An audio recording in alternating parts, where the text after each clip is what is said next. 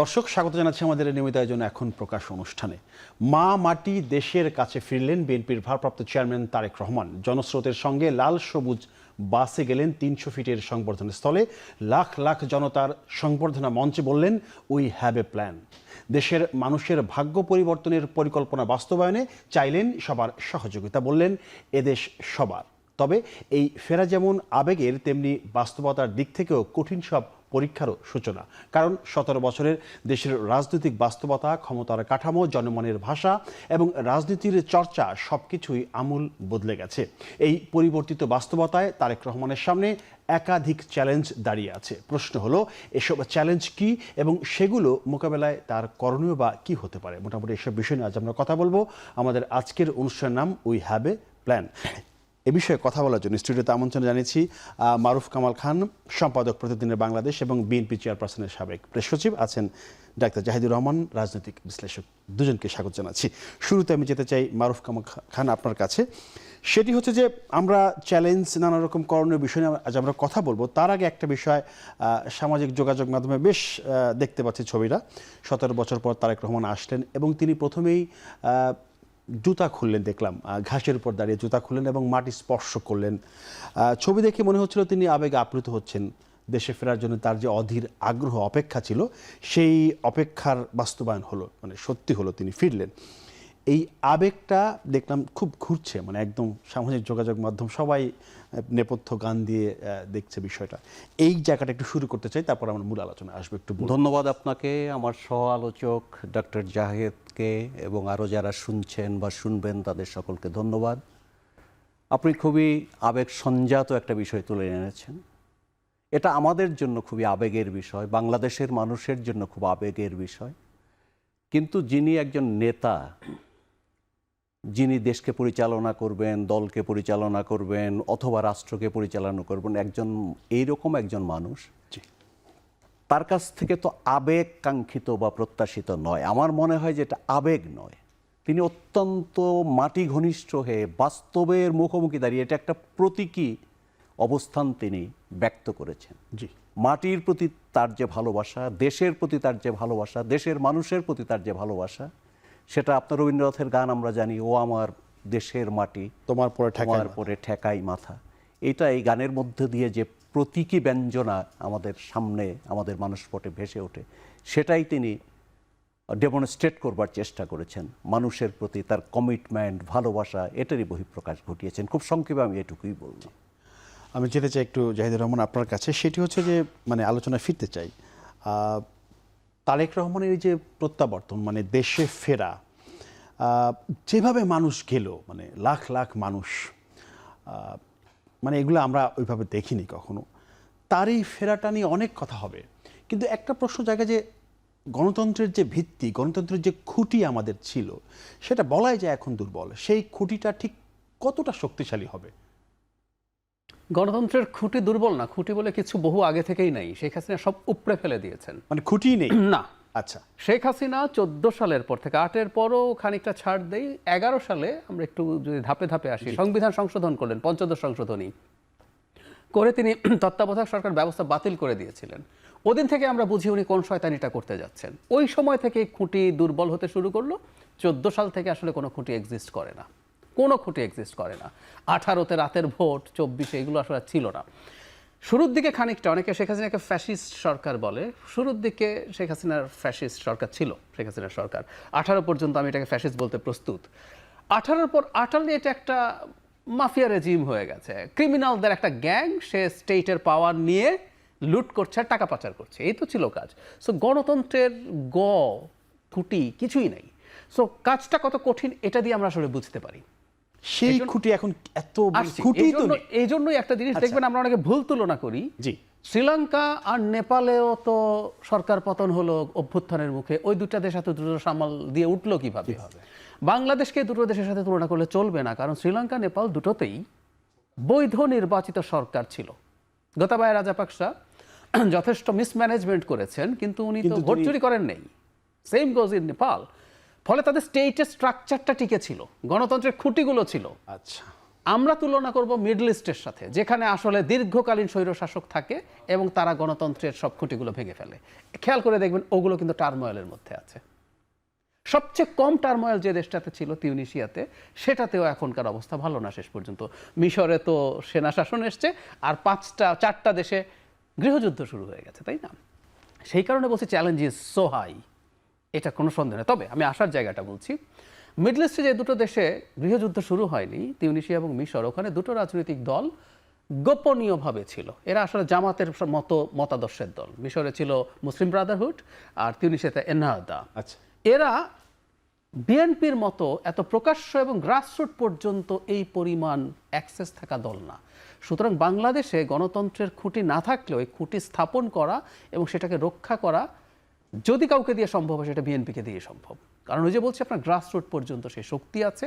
কোনো অ্যানার্কিস্ট, কোনো রকম কোনো ষড়যন্ত্র যদি হওয়ার এখানে সম্ভাবনা থাকে, বিএনপি যদি জনাব তারেক রহমানের সাথে অ্যালাইন থেকে কাজ করতে পারে, এটা খুবই ইম্পর্টেন্ট। আমরা তারেক রহমান আজকে স্পিচে, মানে আমরা বাংলাদেশের স্ট্যান্ডার্ডে একদম ভিন্ন একটা স্পিচ, কিন্তু উনি কী ধরনের চিন্তা লালন করেন আমরা অনেকদিন থেকে বুঝি।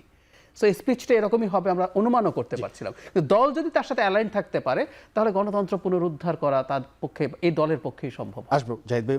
মারুফ কামাল, আপনি একটু বলবেন। আমি তো প্রশ্ন করেছিলাম গণতন্ত্রের যে খুঁটি সেটা অনেক দুর্বল, কিন্তু জাহিদ ভাই যেটা বললেন যে খুঁটিই নেই, তাহলে খুঁটি যেহেতু নেই, তাহলে তো নতুন করে সেই গণতন্ত্রের যে খুঁটি শক্ত করা, মজবুত করা, সাস্টেইন করা, সেইটা তো আরো কঠিন হয়ে যাবে। তাহলে না, সেটা ঠিকই বলেছেন জাহিদ সাহেব, যেটা বলেছেন আমি সম্পূর্ণ একমত। গণতন্ত্রের খুঁটি তো নেই।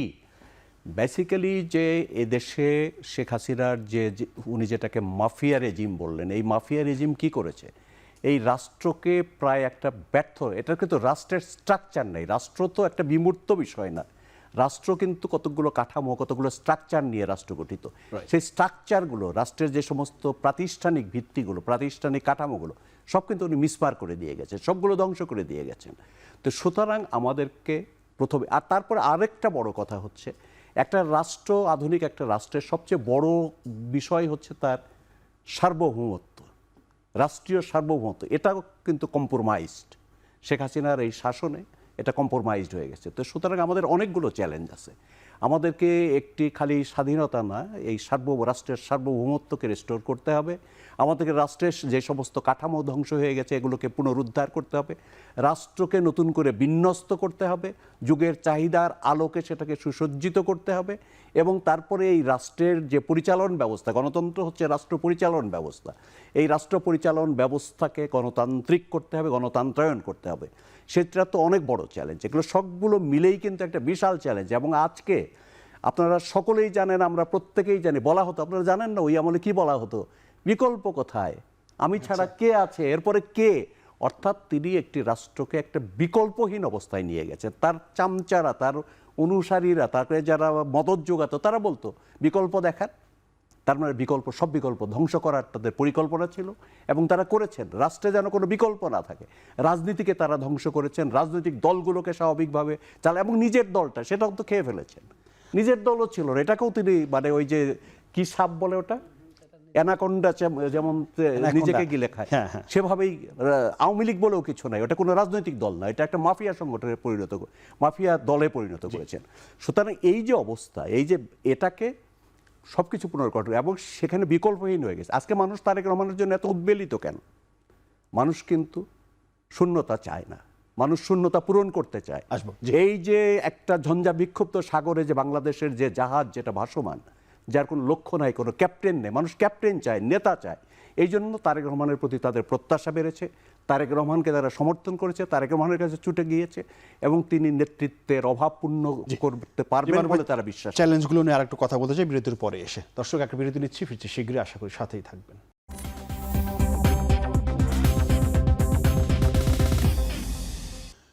দর্শক, বিরতির পর আবারও স্বাগত জানাচ্ছি আমাদের নিয়মিত আয়োজন এখন প্রকাশ। আমরা কথা বলছিলাম উই হ্যাভ এ প্ল্যান, আমাদের আলোচনার বিষয়। আজকে যেতে চাই জাহিদুর রহমান আপনার কাছে। সেটি হচ্ছে যে তারেক রহমানের ঠিক আসার আগে একটা চ্যালেঞ্জ আমরা দেখলাম, যে আসার আগে তার চ্যালেঞ্জ নিয়ে কথা হচ্ছে, আসার পরেও তো চ্যালেঞ্জ আছে, আসার আগের চ্যালেঞ্জ এবং আসার পরের চ্যালেঞ্জগুলো যদি একটু বলেন।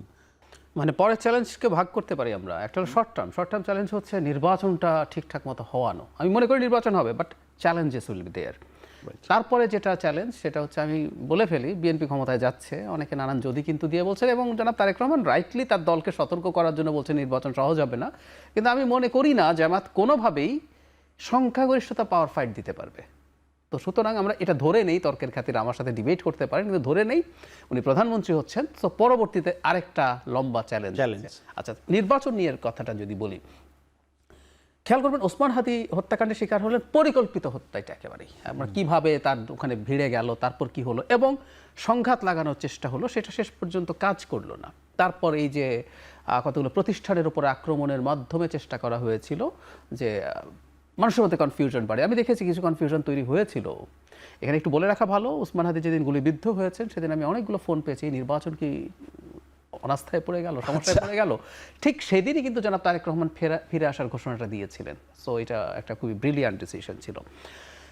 এই ধরনের চেষ্টা আর হবে না তা না, আরও হতে পারে, আরও টার্গেট কিলিং হতে পারে, কিন্তু বলেছে এরকম হতেই পারে, সম্ভাবনা আছে, এবং অ্যানার্কিস্টরা এই কাজ করতে পারে কিন্তু। এবং আমাদের আশঙ্কার জায়গাটা বলি, আমি জনাব নুরুল কবির, আমাদের শ্রদ্ধেয় সম্পাদক, এবং জনাব নাহিদ ইসলাম, এই দুজনই একটা কথা বলেছে। নুরুল কবির বাংলাদেশের রাজনীতি দীর্ঘদিন থেকে অনুসরণ করেন এবং ডেইলি স্টারের ওখানে উনি 2.5 ঘন্টা ছিলেন তাদেরকে রেস্কিউ করার জন্য, আর নাহিদ ইসলাম এই সরকারেরই পার্ট ছিলেন। দুজনই বলেছেন, আর আমরা বাইরে থেকে এটা আমাদের অ্যানালিসিস, এটা ওনাদের পারসেপশন এখন হচ্ছে সরকারের পুরোটা অথবা একটা অংশ এটাতে জড়িত না থাকলে এটা হতে পারে না। এটা আমরা বাইরে এটা আমাদের আলামত দেখেই বুঝতে পারছি। So it's a risky game now. এরকম চেষ্টা যে হবে আবার, সেখানে যদি আইন শৃঙ্খলা রক্ষাকারী বাহিনী নিষ্ক্রিয় থাকে, আপনি আরো বড় কিছু ঘটিয়ে ফেলার মতো সম্ভাবনা থাকতে পারে।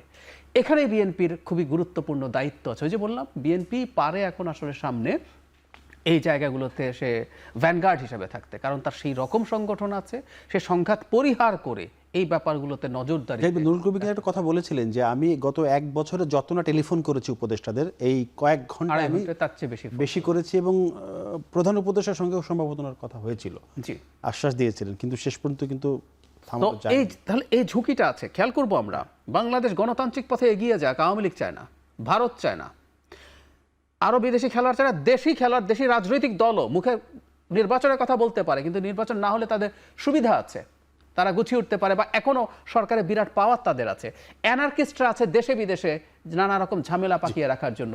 সুতরাং এই সব চ্যালেঞ্জকে মাথায় রেখে নির্বাচন পর্যন্ত যাওয়া। আর একটু বলি, পরের সেগমেন্টটাতে আরো বেশি বলবো, নির্বাচিত উনি হয়ে যাওয়ার পর, নির্বাচনটা ঠিকঠাক মতো হওয়ার পর অকল্পনীয় প্রত্যাশার একটা চাপে তিনি পড়তে যাচ্ছেন। আবার দাঁড়াচ্ছেন কোথায়? ভিত্তি বলে কিছু নাই, সব ওই মুহূর্তে দায়িত্ব তিনি, জি একটু মারুফ কামাল এই বিষয়ে বলবেন। সেটি হচ্ছে যে ঠিক এই মুহূর্তে মানে দেশের সাধারণ মানুষ বলেন, আন্তর্জাতিক পর্যায়ে বলেন, গণমাধ্যম বলেন, সবারই একটা ফোকাস এই মুহূর্তে দেখা যাচ্ছে তারেক রহমানের উপরে। ফলে বড় দায়িত্বের পাশাপাশি বড় চাপও তারা আছে। আর একটা বিষয় যেটা জাহিদুর বললেন যে হয়তো আপনারা ক্ষমতায় যাচ্ছেন, সেই জায়গাটায় রাষ্ট্র পরিচালনায় কিন্তু তারেক রহমান পরীক্ষিত না, তিনি কখনো রাষ্ট্র পরিচালনা করেননি। সব মিলিয়ে চাপটা বড় নাকি দায়িত্বটা বড়, কোন জায়গাটায় আসলে? না, দায়িত্বটাই বড়, আমি যেটা মনে করি, দায়িত্বটা বড়। আর আপনি যে কথাটা বললেন যে তিনি পরীক্ষিত না, কেউই তো পরীক্ষিত থাকে না, রাইট। তার বাবার বয়স কত ছিল যখন উনি দায়িত্বে এসেছেন? আমি সে কথাই বলতে যাচ্ছিলাম, আমি ওই কথাটাই বলতে যাচ্ছিলাম। ধরুন আপনি বাংলাদেশ স্বাধীনতার পরে শেখ মুজিবুর রহমান সাহেব, উনি তো অনেক দিন রাজনীতি করেন, দীর্ঘ রাজনৈতিক অভিজ্ঞতা, এই উপমহাদেশে সব বড় বড় রাজনীতিবিদ যারা, রাজনৈতিক নেতা যারা, তাদের সঙ্গেও তাদের সংস্পর্শে যাওয়ার তিনি সৌভাগ্য অর্জন করেছেন, গিয়েছেন। হোসেন শহীদ সোহরাওয়ার্দী, শেরে বাংলায় কে ফজলুল হক, এরকম বড় বড় রাজনৈতিক নেতাদের কাছাকাছি উনি গেছেন, তাদের দ্বারা দীক্ষিতও হয়েছেন। তারপরে উনি পাকিস্তান আমলে কিন্তু প্রাদেশিক মন্ত্রিত্ব করেছেন, তাই না? তো সুতরাং তার অভিজ্ঞতা ছিল এবং মানুষের প্রত্যাশাও ছিল। বাংলাদেশ যখন নতুন রাষ্ট্র হলো, দেশ স্বাধীন হলো, স্বাধীনতার পরে কিন্তু উনি কোনো কিছুই গুছিয়ে, দুর্ভাগ্যের সঙ্গে বলতে হয়, কোনো কিছুই গুছিয়ে করতে পারেননি। এবং শাসক হিসেবে, রাষ্ট্র পরিচালক হিসেবে, উনি রাজনীতিবিদ হিসেবে যত সফলই হন, তার চেয়ে অনেক বড় ব্যর্থতা তার হচ্ছে রাষ্ট্র পরিচালনার ক্ষেত্রে ব্যর্থ হয়েছেন। তারপরে যদি আমরা জিয়াউর রহমান সাহেবের কথা বলি, বয়সে অনেক তরুণ, সেনাবাহিনীতে চাকরি করতেন, একটা সবচেয়ে বড় রাজনৈতিক কাণ্ড তিনি করেছিলেন, স্বাধীনতার ঘোষণা এবং স্বাধীনতা যুদ্ধে নেতৃত্ব দেওয়া, এটা করেছিল। এছাড়া তো তার কোনো রাজনৈতিক সংশ্লেষ ছিল না। সুতরাং একটা আনকোরা বলতে হবে রাষ্ট্র পরিচালনার ক্ষেত্রে।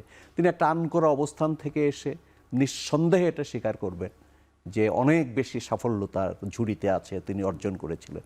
তো সুতরাং, এবং বেগম খালেদা জিয়ার কথাও যদি বলেন, উনি তো একেবারে একজন গৃহবধূ থেকে উঠে এসেছেন, অনেক চ্যালেঞ্জের মধ্য দিয়ে তাকে রাষ্ট্র পরিচালনা, 172 দিন হরতাল, অরাজকতা, নৈরাজ্য, যা যা হয়েছে এগুলো আমি বললাম না।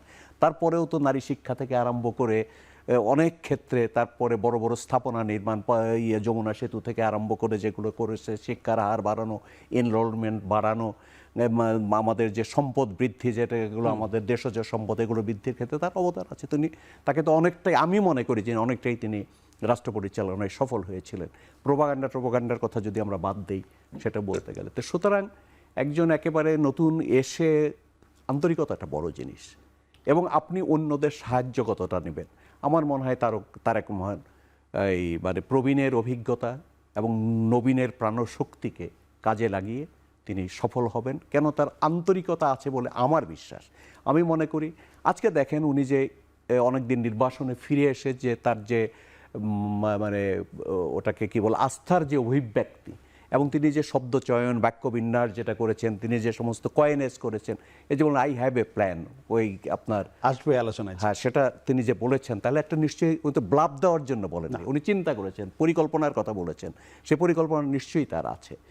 এই বিষয়গুলো নিয়ে মনে হয় যে ভেবে চিন্তে তিনি এই যে নির্বাসন জীবনকে কিন্তু তিনি অবহেলা করেন নাই, সময়টা অপচয় করেন নাই, নষ্ট করেন নাই, একটা হোমওয়ার্ক করে একটা প্রস্তুতি নিয়ে এসছেন।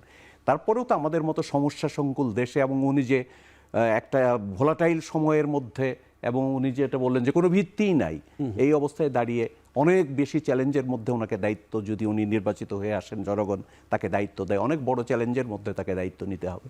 তারপরে আমি মনে করি যে উনি হোমওয়ার্ক করেছেন, প্রস্তুতি নিয়েছেন, এবং ট্রায়াল এবং এরারের মধ্য দিয়ে উনি অগ্রসর হবেন, এবং বাংলাদেশ স্ট্যান্ডার্ডে আমার মন বলে অনেক বড় সাফল্য তিনি দেখাবেন।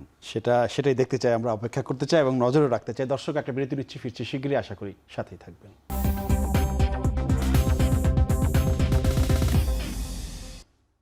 বিরতির পর আবারও স্বাগত জানাচ্ছি আমাদের নিয়মিত আয়োজন এখন প্রকাশ। আমরা কথা বলছিলাম তারেক রহমানের ফিরে আসা নিয়ে। যেতে চাই মারুফ কামাল খান আপনার কাছে। সেটি হচ্ছে, তারেক রহমান বক্তব্য রাখলেন প্রায় 17 মিনিট, আমরা ভেবেছিলাম হয়তো আরও বেশি রাখবেন তিনি, একদম 17 মিনিট বক্তব্য। সেখানে এই 17 মিনিটে তিনি অনেক কথা বলে ফেলেছেন, অনেক গুরুত্বপূর্ণ কথা এসেছে। একটি কথা আমাদের খুব নজরে এসেছে, তিনি বললেন যে উই হ্যাভ এ প্ল্যান। আমরা তো জানি না আসলে প্ল্যান কি, আপনারা নিশ্চয়ই দলের মানুষ, দলের সাথে কাজ করেন, আমরা কি ধারণা পেতে পারি আসলে কি প্ল্যান থাকতে পারে? না, প্ল্যানিং তো নিশ্চয়ই আছে, প্ল্যান ছাড়া তো আর উনি রাজনীতি করতে, নির্বাচন করতে আসেন নাই। বা যেটা একটু আগে জাহিদ সাহেব বললেন যে একটা সুষ্ঠু, মোটামুটি সুষ্ঠু একটা বাংলাদেশ স্ট্যান্ডার্ড একটা সুষ্ঠু নির্বাচন হলে বিএনপি জিতবে, এবং তারেক রহমান হয় সম্ভাবনা সবচেয়ে বেশি যে তিনি রাষ্ট্র পরিচালনার দায়িত্ব গ্রহণ করবেন। তো সুতরাং এইরকম একটা অবস্থানে দাঁড়িয়ে নিশ্চয়ই তার পরিকল্পনা আছে। একটি দলের নির্বাচনী ইশতেহারের মধ্যে অথবা তার ঘোষিত কর্মসূচির মধ্যে তো কিছু পরিকল্পনা থাকে, অর্থনৈতিক পরিকল্পনা থাকে, যেমন তিনি 31 দফা করেছেন রাষ্ট্র সংস্কারের, এবং অর্থনৈতিক বিভিন্ন, এগুলো তো আছে। কিন্তু এগুলো তো একটা অর্থনৈতিক বিষয়, এগুলো তো পরিকল্পনা না। এই পরিকল্পনার কথা তিনি বলেননি, ঘোষিত পরিকল্পনার কথা বলেননি। তিনি বলেছেন I have a and we have a plan for my country, এই কথা তো বলেছি। এটা হচ্ছে দেশের জন্য কিছু পরিকল্পনা তার আছে, একটি পরিকল্পনা তার আছে। তো সেটা আমার কাছে যেটা মনে হয়, আমি যতটুকু বুঝি বা জানি, আমি যতটুকু তার সম্পর্কে ধারণা আছে, আমার মনে আজকে বাংলাদেশে সবচেয়ে বড় প্রয়োজনটা কি, আমি একটু আগে কিন্তু বলেছি, সবচেয়ে বড় প্রয়োজন হচ্ছে এই রাষ্ট্রটাকে রাষ্ট্রের আদলে নিয়ে আসা। সবচেয়ে বড় প্রয়োজন হচ্ছে আমাদের তো, যেটা আমরা বলি যে জাতি কাকে বলে, জাতি কি, জাতির কি, জাতি কি, এটা তো আমাদেরকে প্রথমে বুঝতে হবে। জাতিটা কি, একটা ফিলিং অফ ওয়াননেস, এটাই হচ্ছে জাতির সবচেয়ে বড় সংজ্ঞা আধুনিক বিশ্বে।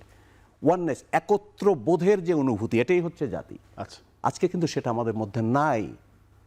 জাতির যে ঐক্যসূত্র, এটা কিন্তু ছিন্ন ভিন্ন হয়ে গেছে। তো এটাকে কিন্তু আপনার বিবেচনায় নিতে হবে। এই জাতির ঐক্যসূত্রকে কিন্তু আপনার পুনরুদ্ধার করতে হবে, এবং অভিন্ন এবং অখণ্ড অনুভূতি এই জায়গায় কিন্তু আপনাকে নিয়ে আসতে হবে। আমরা একটা মধ্যপন্থার দেশ, আমরা একটা মডারেট রাষ্ট্র চাই, আমরা একটা মধ্যপন্থী রাষ্ট্র চাই। আমরা ঘৃণা, বিদ্বেষ, দ্বন্দ্ব, সংঘাত থেকে বেরিয়ে এসে আমরা একটা ভালোবাসার রাষ্ট্র চাই। আমরা কি চাই, বৈচিত্র্যের মধ্যে সমস্ত মতকে আমরা বাকশাল করতে চাই না, একদল করতে চাই না, সবাইকে একমতে আনতে চাই না।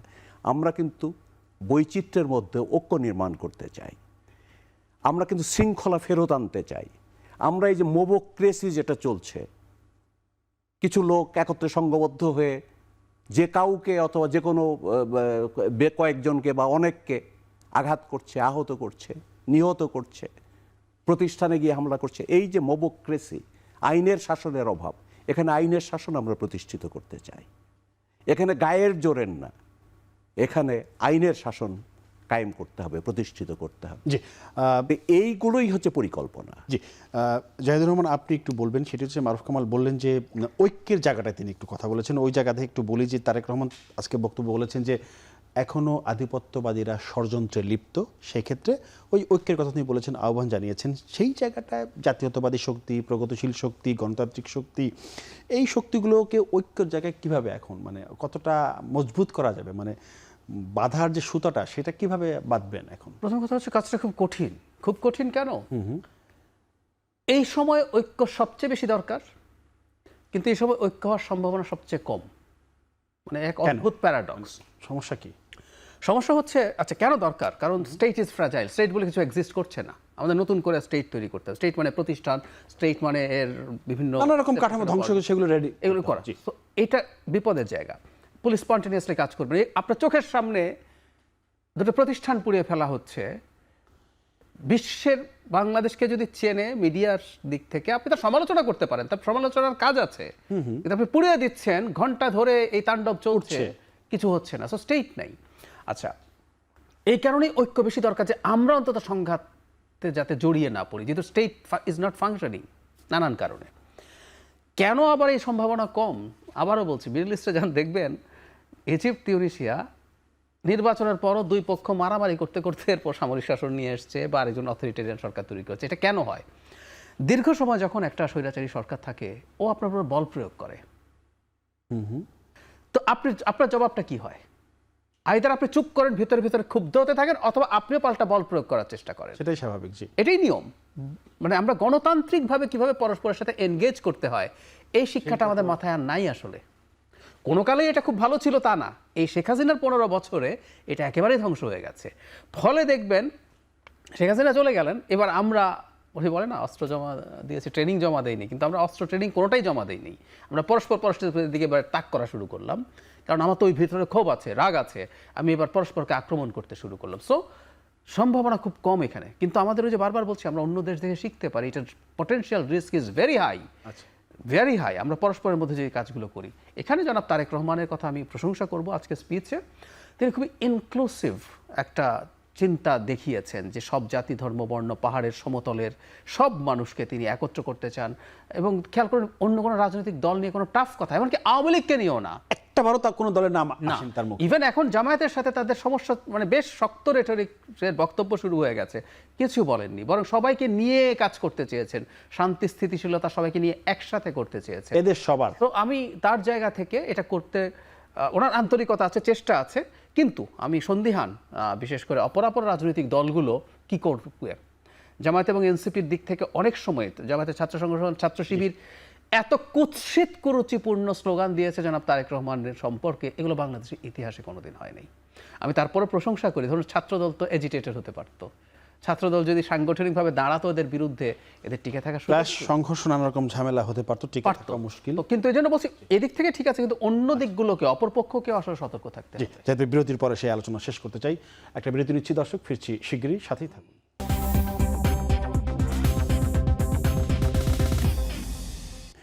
দর্শক, বিরতির পর আবারও ফিল্ম আমাদের আলোচনা। আমরা কথা বলছিলাম we have a plan, Tarique রহমানের যে বক্তব্য সেটি দিয়ে আলোচনা ফিরতে চাই, যেতে চাই মারুফ কামাল খান আপনার কাছে। সেটি হচ্ছে যে সবার আগে বাংলাদেশ স্লোগান, বিএনপির স্লোগান, এই স্লোগান বাস্তবায়নের জন্য আগামী নির্বাচনে আপনাদের জয়ী হওয়াটা কতটা জরুরি? খুবই জরুরি, খুবই জরুরি। এ কারণে প্রত্যেকটা রাজনৈতিক দলের কতগুলো আপনি স্লোগান বললেন, তো এটা স্লোগান, আমি মনে করি এটা কর্মসূচি, বাংলাদেশকে সব কিছুর ঊর্ধ্বে স্থাপন করা, ধারণ করা, এটা কর্মসূচি। তা আপনি যখন রাজনৈতিক দলের কোনো একটা কর্মসূচি থাকে, এটা বাস্তবায়নের জন্য আপনাকে যেতে হবে, ক্ষমতায় যেতে হবে, রাষ্ট্র ক্ষমতা আপনাকে যেতে হবে। কারণ আপনার স্টিয়ারিং হুইল না পেলে আপনি কতগুলো কর্মসূচি থাকে এটা বাস্তবায়ন করতে পারবেন। আপনার বাইরে থেকে যতটুকু করা দেওয়া সম্ভব সেটা তো আপনি করবেনই, কিন্তু পরিপূর্ণভাবে বাস্তবায়ন করতে হলে এটার জন্য বাংলাদেশকে সব বিশ্ব সভায় সবার আগে স্থান দেওয়া এবং এখানে আমাদের কাছে সবার আগে বাংলাদেশকে, মানে আমাদের দেশে তো নানান কিছু আছে, এখানে বিদেশের এজেন্সি আছে, অন্য দেশের স্বার্থ সংরক্ষণের জন্য আমরা কাজ করি না, আমরা বলি না যে ভারতকে যা দিয়েছি তা তাদের আজীবন মনে রাখতে হবে, বলি তো। জি। তো এখানে হচ্ছে আমার কাছে প্রায়োরিটি কিন্তু অন্য দেশ পাচ্ছে, বাংলাদেশ পাচ্ছে না। এই বিষয়গুলো সবগুলো মিলেই বাংলাদেশ সর্বাগ্রে বা সকলের আগে বাংলাদেশ, সবার আগে বাংলাদেশ। এটার মধ্যে শুধু খালি যে আমি এই বাইরে থেকে বাংলাদেশ জিন্দাবাদ বললাম, বাংলাদেশ সবার আগে, এটা তো কোনো কাজ হবে না। এটাকে বাংলাদেশকে আপনার চিন্তায় শুধু না, আপনার কর্মে, আপনার প্রয়োগে, আপনার সব কিছুতে এটা প্রয়োগ করতে হবে, যার জন্য তো রাষ্ট্র ক্ষমতা দরকার আছে বলে আমি মনে করি। জি, জাহিদুর রহমান, আপনি একটু বলবেন, সেটা হচ্ছে যে মানে নির্বাচন নিয়ে শঙ্কা তো আমরা মানে একদম শুনেই আসতেছি, শঙ্কাটা ঠিক কমলো? মানে ধরেন তারেক রহমান আসলো, আমরা অনেক মানুষ দেখলাম অংশগ্রহণ করলো, লাখ লাখ মানুষ, একটা অন্যরকম একটা জাগরণ তৈরি হয়েছে। সেই জায়গাটায় নির্বাচন যে 12ই ফেব্রুয়ারি, সেই জায়গাটায় কোনো শঙ্কা কি এখনো আছে? মানে নির্বাচন মানে হবে না হবে এটা নিয়ে আমার কোনো কনফিউশন অনেক দিন থেকে নাই। এই প্রশ্ন আমি অনেকবার ফেস করেছি, আমি ড্যাম কনফিডেন্ট নির্বাচন হবেই। নির্বাচনটা ডক্টর ইউনূস যেরকম বলছেন যে শ্রেষ্ঠতম নির্বাচন হবে, এটা ভুল। ঐতিহাসিক না, স্মরণীয় এটা বরণীয়। হচ্ছে না। নির্বাচনটা খুব ভালো হবে না, কিন্তু গ্রহণযোগ্য হবে। আচ্ছা, কিছু ফ্লস থাকবে, বাংলাদেশ স্ট্যান্ডার্ডে শ্রেষ্ঠ না, কিন্তু একটা ভালো নির্বাচন হবে, এটাও আমি মনে করি। কিন্তু সংখ্যা ছিল, যখন আপনি চারপাশেই কথা শোনেন, তার মানে তো এটার কোনো না কোনো রকম সংখ্যা সমাজেই আছে, এটা মানে fact। কথাটা চাওয়ার আছে একদম। চাওয়ার আছে একদম। কিন্তু আমি মনে করি জনাব তারেক রহমান আসার সাথে সাথে এটা পুরোপুরি শেষ হয়ে যাবে। কেন বলছি? আসতে আর একটু সময় লাগবে। কেন বলি? ধরুন যে ফেসবুক স্ট্যাটাসে তিনি দেশে কেন আসছেন না এটা কিছু নিয়ে। তথ্য দিলেন, এতে কিছু তথ্য আমরা পেলাম, কিছু উত্তর পেলাম, কিন্তু আরো অনেকগুলো প্রশ্ন তৈরি হলো। ইভেন বিএনপির নেতাকর্মী বা ধরুন একজন সংসদ নির্বাচন করছেন এমন একজন, তার মধ্যে কি একটু খটকা লাগবে না যে কি এমন পরিস্থিতি যে উনি আসতে পারছেন না, এখানে কোনো এক্সটার্নাল ফ্যাক্টরস আছে, সেটা কতটা শক্তিশালী? তারা এতই শক্তিশালী যদি হয় জনাব তারেক রহমান আসতে পারছে না, তাহলে কি তারা নির্বাচন হতে দেবে? এবং এই কথাগুলো না আবার একটা গ্রুপ ছড়িয়েছে সোশ্যাল মিডিয়াতে, সেটাই মানুষের সাথে কানেক্ট করেছে। এখন উনি যখন চলে আসলেন, এই কনস্পিরেসি থিওরিগুলো শেষ। তার চাইতে জরুরি কথা, বিএনপির নেতাকর্মীরা এখন অনেক বেশি মোটিভেটেড হয়ে যাবেন, স্ট্রং ফিল করবেন। খুব স্বাভাবিক, উনি নেতা চলে এসছেন, জি। উনি মাঠে আছেন, উনি নেতৃত্ব দিচ্ছেন বাংলাদেশে থেকে, উনি the stage is set for him যে উনি দেশের প্রধানমন্ত্রী হতে যাচ্ছেন। সো বিএনপি যদি ফুললি মোটিভেটেড হয়ে মাঠে থাকে, কোনো রকম কোনো ষড়যন্ত্র, কোনো রকম কোনো প্রবলেম। আরেকটা কথা একটু বলে রাখি, জনাব তারেক রহমান আসার সাথে সাথে কিন্তু প্রশাসন এবং পুলিশও, তাদের মধ্যেও যদি কনফিউশন থাকে ইলেকশন নিয়ে, তার সেই কনফিউশন চলে গেছে। তারাও এবার মানে সঠিক শক্তি নিয়ে, ইমানের জোর নিয়ে তারা নির্বাচনে দায়িত্ব পালন করতে মাঠে নেমে যাবেন। সে কারণে আমি মনে করি আর জাহিদ ভাই, ঠিক আছে, আমি প্রশ্ন এজন্যই করলাম, আপনি আপনার সেলুনে চুল কাটতে যান, আপনি আপনার জুতোটা সেলাই করতে যান, আমি শুনি। দেখবেন আপনাকে যারা চিনে বলবে, ভাই নির্বাচন কি হচ্ছে, এরকম প্রশ্ন আপনাকে শুনবে, আপনার মুদির দোকানদার আপনাকে জিজ্ঞাসা করবে। এই সংখ্যা চলে যাবে, এই সংখ্যা চলে যাবে তারেক রহমান আসার কারণে। ধন্যবাদ জানাচ্ছি মারুফ কামাল খান এবং ডক্টর জাহিদুর রহমান, দুজনকে অসংখ্য ধন্যবাদ। দর্শক, আজ এ পর্যন্ত। আগামীতে নতুন কোনো বিষয় নিয়ে আমরা কথা বলবো। সে পর্যন্ত সবাই ভালো থাকবেন, নিরাপদে থাকবেন। সবাইকে ধন্যবাদ, শুভরাত্রি।